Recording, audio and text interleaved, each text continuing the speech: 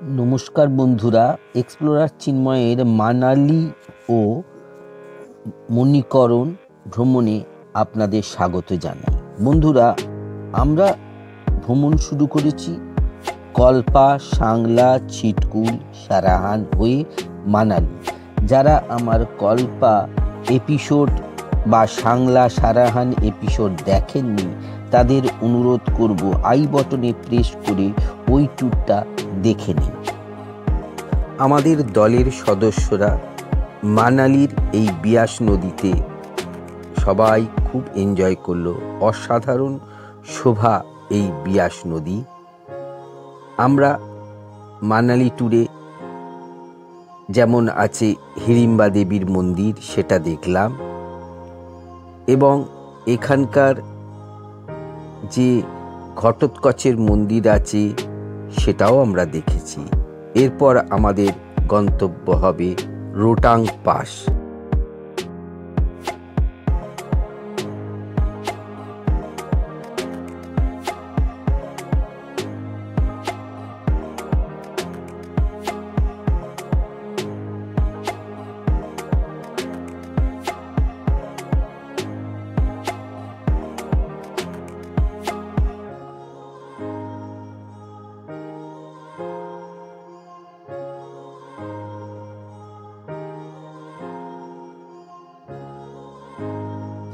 Rohtang pass Bharat তথা সারা পৃথিবীর দুর্গম গিরিপথগুলির মধ্যে অন্যতম।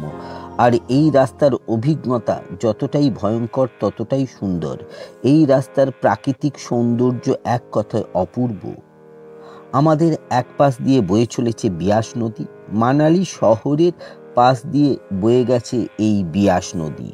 দূরে যে বরফ ঢাকা পাহাড় আমরা দেখতে পাবো রাস্তায় যেতে যেতে, তা অত্যন্ত সুন্দর। দূরে যে বরফ ঢাকা পাহাড় দেখা যাচ্ছে, এই বরফ আবৃত পাহাড়ের উপরেই বিখ্যাত রোটাং পাস, যার উচ্চতা 13,050 ফুট। আর এই মানালি শহরের উচ্চতা 6,726 ফুট। মানালি থেকে রোটাং পাসের দূরত্ব 52 কিলোমিটার। রাস্তা ঠিক থাকলে, যদি জ্যাম না হয়, তাহলে আমরা প্রায় 2.5 ঘন্টার মধ্যেই এই রোটাং পাসে পৌঁছে যাব। উচ্চতাজনিত কারণে কারো কারো শ্বাসকষ্ট হতে পারে, সঙ্গে অবশ্যই কর্পূর রাখবেন। আমার সকল বন্ধুদের এক্সপ্লোরার চিন্ময়ের তরফ থেকে জানাই অভিনন্দন। আপনাদের সাপোর্ট এবং ভালোবাসা ছাড়া এই ভ্রমণের উৎসাহটা আমি পাই না। আমার চ্যানেলে নতুন হয়ে থাকলে সাবস্ক্রাইব বটনটা প্রেস করে বেল আইকনটা টিপে দেবেন, যাতে যখন কোনো ভিডিও আপলোড করব তখন প্রথমেই আপনাদের কাছে নোটিফিকেশন চলে যাবে।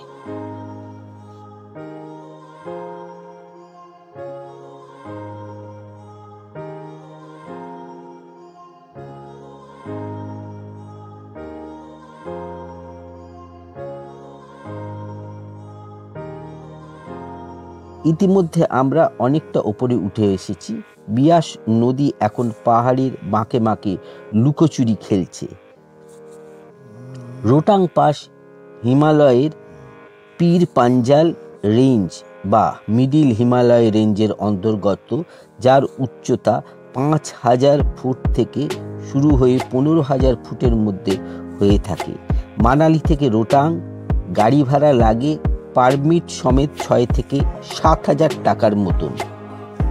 যারা নিজস্ব গাড়ি বা বাইকে আসবেন তারা অনলাইনে এই পারমিট পেতে পারেন। তার লিঙ্ক আমি ডেসক্রিপশন বক্সে দিয়ে দেব। আর একটা অনুরোধ করব, আপনারা যারা রোটাং পাস এখনো পর্যন্ত আসেননি তাদের আমি অনুরোধ করব, আপনারা অবশ্যই রোটাং পাসে একবার হলেও ঘুরে যাবেন। এই জায়গাটি সত্যি খুব সুন্দর।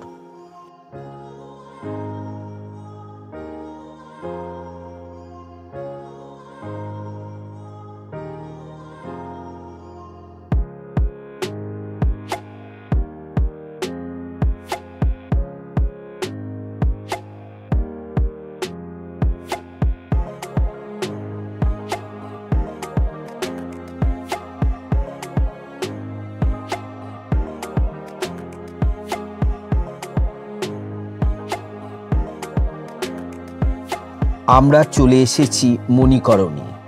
এই মণিকরণ সমুদ্র পৃষ্ঠ থেকে 1760 মিটার উচ্চতায় পার্বতী নদীর পাদদেশে অবস্থিত।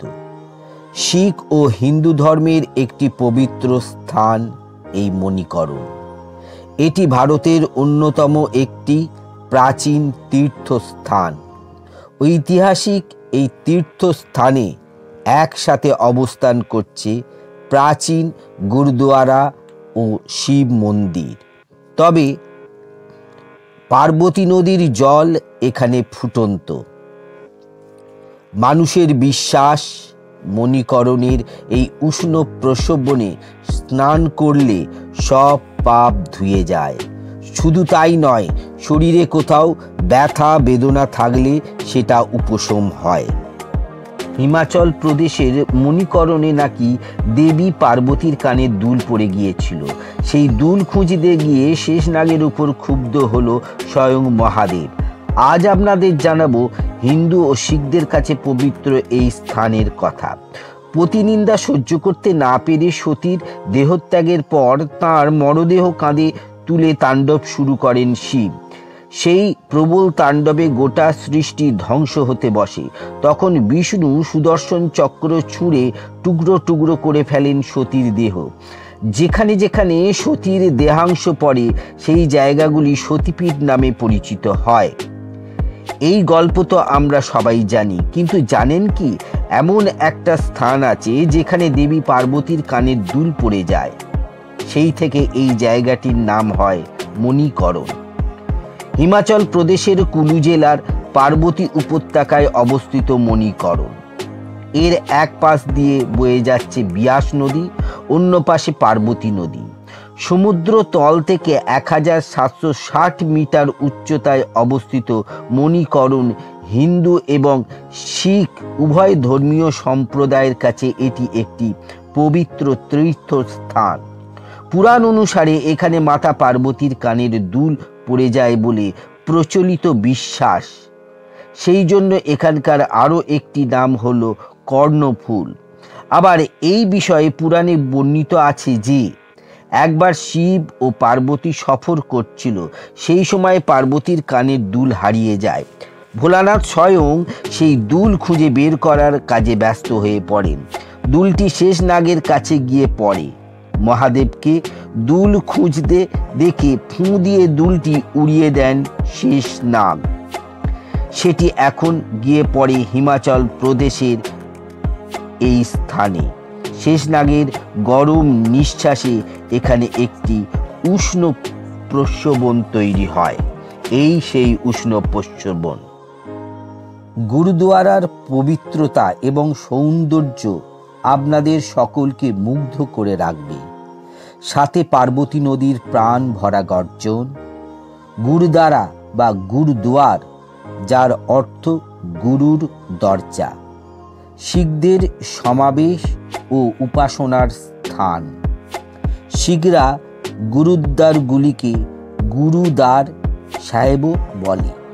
প্রতিটি গুরুদ্বারে একটি করে দরবার সাহেব রয়েছে, যেখানে শিখদের বর্তমান ও চিরস্থায়ী গুরু ধর্মগ্রন্থ গ্রন্থ সাহেবকে একটি তাখাত, একটি বিশিষ্ট কেন্দ্রীয় অবস্থানে স্থাপন করা রয়েছে। শিখ কিংবদন্তি অনুসারে এই ঐশ্বরিক ভূমি শিখ ধর্মের প্রতিষ্ঠাতা গুরু নানক দেবজি আবিষ্কার করেছিলেন। কথিত আছে গুরু নানক দেবজি তার শিষ্য মারদানার সাথে এ জমিতে গিয়েছিলেন এবং তাকে একটি সম্প্রদায় রান্নাঘরের ঐতিহ্য স্থাপন করতে বলেছিলেন, যা আজও পর্যন্ত প্রচলিত রয়েছে। দ্বাদশ খালসায় বিশেষ উল্লেখযোগ্য মণিকর সাহিব গুরুদ্বার শিখদের জন্য একটি পবিত্র তীর্থস্থান হিসেবে স্বীকৃত। তাহলে বন্ধুরা, এই ছিল আমার মানালি, মণিকরণ আর রোটাংয়ের ভিডিও। এই ভিডিওটি 3টি পর্বে আমার আজকে শেষ হয়ে গেল। আগামী দিন অন্য কোনো ট্যুরে আপনাদের সাথে আবার দেখা হবে। টাটা।